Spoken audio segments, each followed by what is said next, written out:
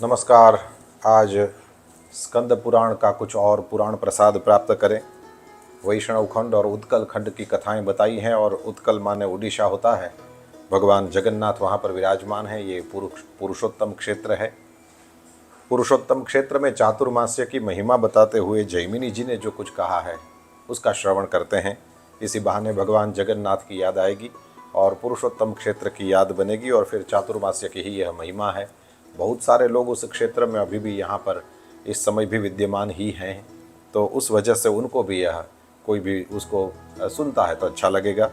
जैमिनी जी कहते हैं कि सूर्य के कर्क राशि में रहते हुए आषाढ़ शुक्ला एकादशी से लेकर कार्तिक शुक्ला एकादशी तक वर्षा के जो ये 4 महीने हैं, इनमें भगवान विष्णु का शयन होता है, जो अभी ये चल ही रहा है। कहते हैं यह श्री हरि की आराधना का परम पवित्र समय है। सबको यह पता ही है, लेकिन फिर भी एक बार और याद दिलाई जाए तो कहीं भी भजन में शिथिलता आदि आया हो तो हम और जोर से लग जाएं। यह श्री हरि की आराधना का परम पवित्र समय है। वर्षा के 4 महीनों में जितने दिन मनुष्य जनार्दन के समीप रह करके व्यतीत करता है, उतने समय तक वह प्रतिदिन अश्वमेध यज्ञ के फल का भागी बनता है। जैमिनी जी कहते हैं कि समुद्र के पवित्र जल में स्नान करके श्री पुरुषोत्तम का दर्शन करते हुए चातुर्मास्य व्रत का पालन करना यह मुक्ति का साधन माना गया है।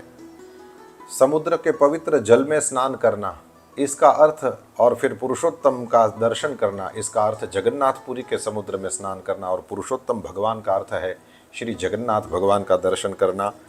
यह मुक्ति का साधन माना गया है यदि वहाँ चातुर्मास्य के व्रतों का पालन किया जाए। कहते हैं इसलिए मनुष्य बड़े यत्न से पुण्यमयी पुरुषोत्तम क्षेत्र में उन दिनों में निवास करे। चातुर्मास्य में भगवान शेष शैया पर शयन करते हैं।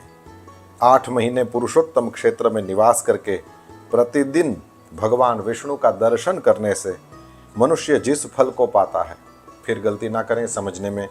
कहते हैं पुरुषोत्तम क्षेत्र में निवास करना माने जगन्नाथपुरी में उड़ीसा में निवास करना और प्रतिदिन भगवान विष्णु का दर्शन करना, और उससे जो फल प्राप्त होता है उसी को चातुर्मास्य में 1 दिन के निवास और दर्शन से प्राप्त कर लेता है।